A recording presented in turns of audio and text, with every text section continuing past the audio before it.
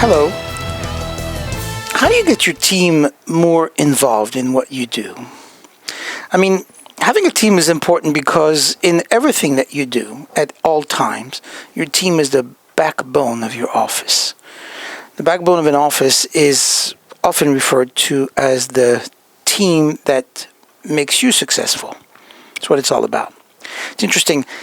I read once that they asked Bill Gates, how did he become so successful and what made him so successful? And this is what he said. He hired people who were smarter than him. That's an important concept. It's an important component.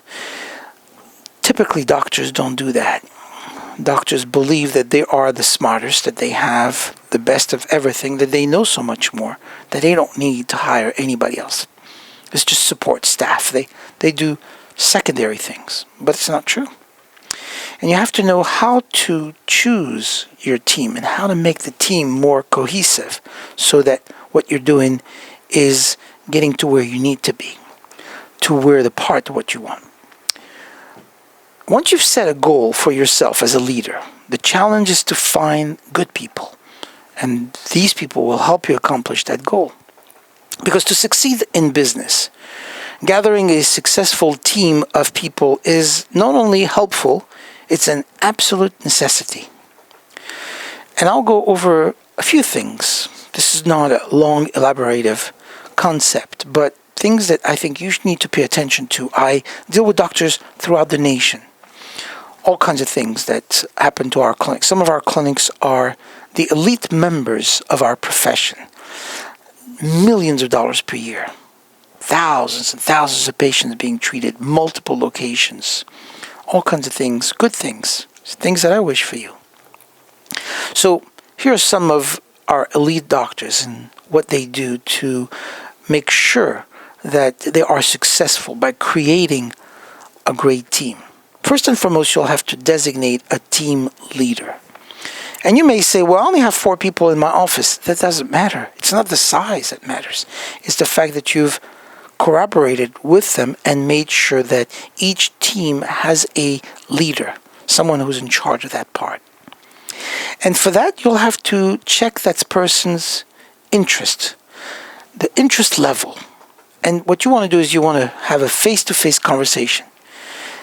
In that, make sure that you try to gauge his or her sincerity to the best of your ability.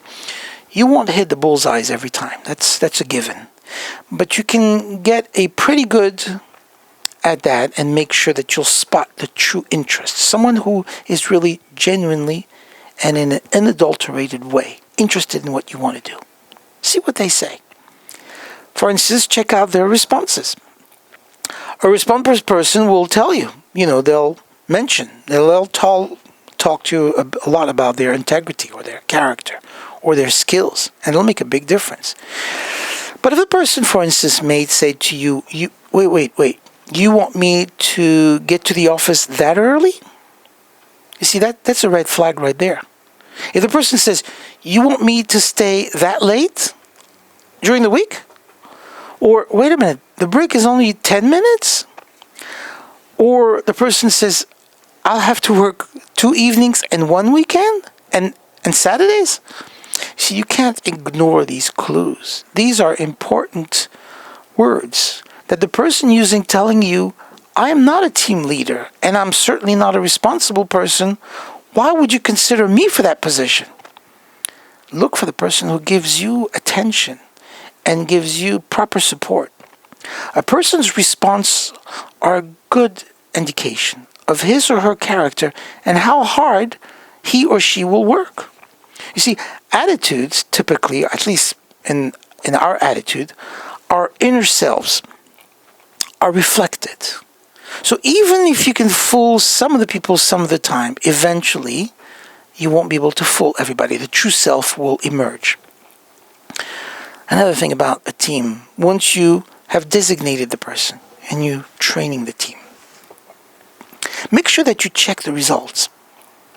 The name of the game in a successful business is results. How else can you effectively judge an individual performance? If you think about that. The final judge always must be results. Now, there are two types of results to look for. The first one is activity results. There's specific results that are the reflection of the individual's efforts, the things that they do, the things that they accomplish. The second area you need to monitor is the productivity. Are things moving in the right direction? Are you getting the results that you want in a productive way, on a timely fashion? The ultimate test of a quality team is this: measurable progress in a reasonable amount of time. That's the definition of success. Measurable progress in a reasonable amount of time. Things that you can see as it grows within a period of time which is reasonable. Now you may say, well, what is measurable? Measurable is something that increases and it is enhanced each and every time. Progress means it's going up. It's always growing, expanding, always reflecting growth, things that you want to see. Reasonable means within a time that is reasonable from the time that you started. You can't give a project to somebody that should take about a day and expect them to do it in an hour, no more than you should give a project to somebody that should take about a week and have them done in 1 month. You have to pay attention to that. What will it take? Here's one of the skills of leadership, however, and something that you need to remember and pay attention to. With your team, be upfront. Be upfront. And let them know what it is that you expect them to produce. Don't let the surprise come later. When you're following this checklist of things that I'm talking about here, of course your instincts have to be part of this role, and a major part of the role, so that you know what you're doing. Know, however, that your instincts will improve every time you go through the process. Remember, building a good team will be one of your most challenging tasks as a leader, but it will reap you multiple rewards for a long time. And the things that you're doing will always keep on growing. A leader is somebody that knows what they're looking for and somebody that understands what their team can do. There'll be times also when in the team that you're dealing with, you'll have to let go one of the team members or pull up one of them because they're dragging everybody else along. But that's okay. That's what it takes. A good leader will make that decision. A good leader understands the concept of transformation through elevation, not a descending concept that brings everybody down.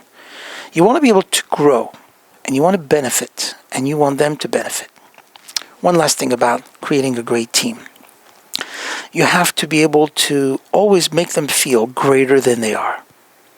The ability to make them feel as though they themselves are greater than the way they see themselves.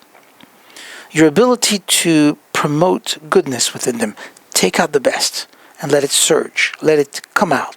Let it always be shining. By lifting others, it says, you will rise. They'll respect you. They'll love you. They'll work with you. And not only that, they'll appreciate you. And that's how you'll benefit. This is a short list, but it's a beginning. I hope if you need more, check out my website. Go to drdahan.com perhaps, or read some of my blogs. There's plenty of information. You can listen to some of my podcasts. I have thousands of listeners. Thank God. I'm very proud of that. But listen to some of those things. Read my book. Whatever you wish. But do it. Because as always, I wish all the best for you. And I look forward to hearing good news above and beyond. So let's make it happen. God bless you. Thank you.